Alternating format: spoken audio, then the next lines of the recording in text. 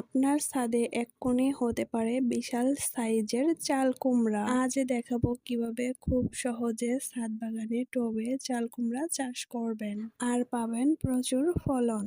Hello everyone, আসসালামু আলাইকুম। ছাদ বাগানের নতুন আরো একটা ভিডিওতে সবাইকে স্বাগতম। বন্ধুরা, ভিডিও শুরুতে একটি লাইক দিয়ে চ্যানেলটি সাবস্ক্রাইব করে পাশে থাকা বেল আইকনটি প্রেস করে রাখবেন, যাতে করে আমার নতুন নতুন ভিডিওগুলো আপনার কাছে পৌঁছে যায়। ছাদে চাল কুমড়া চাষ করার জন্য প্রথমে ভালোভাবে মাটি প্রস্তুত করাটা খুবই জরুরি। প্রথমে লাগবে বড় সাইজের ড্রাম বা কমপক্ষে 18 থেকে 20 ইঞ্চি টব।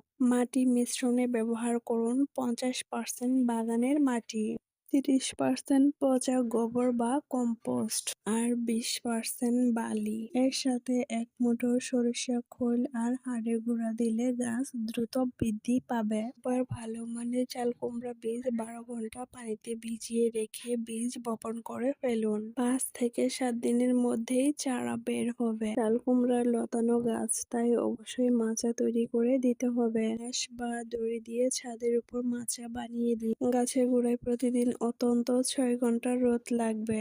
গাছ বড় হওয়ার পর সপ্তাহে 2 বার জৈব সার দিন। আমি আমার ছাদ বাগানে গাছগুলোতে জৈব সার হিসেবে চাল ধোয়া পানি, সবজির খোসা ভেজানো পানি, কলার খোসা ভেজানো পানি, পেঁয়াজের খোসা ভেজানো পানি, এগুলো আমার গাছের গোড়ায় দিয়ে থাকি। এতে গাছের প্রয়োজনীয় পুষ্টি উপাদান পূর্ণ হয় এবং গাছ সবুজ ও সতেজ থাকে।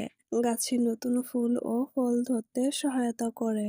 একটা গাছে সাধারণত বড় 4 থেকে 8টা চাল কুমড়া পাওয়া সম্ভব। ঠিকমতো যত্ন নিলে প্রতিটি কুমড়ার ওজন হতে পারে 5 থেকে 15 কেজি পর্যন্ত।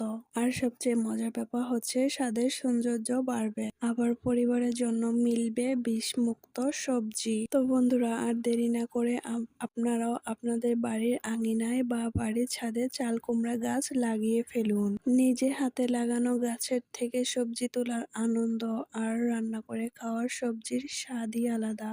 ছাদ বাগানে এই সবুজ প্রকৃতি যে আমাকে এত সুন্দর একটা উপহার দিবে ভাবতেই পারিনি।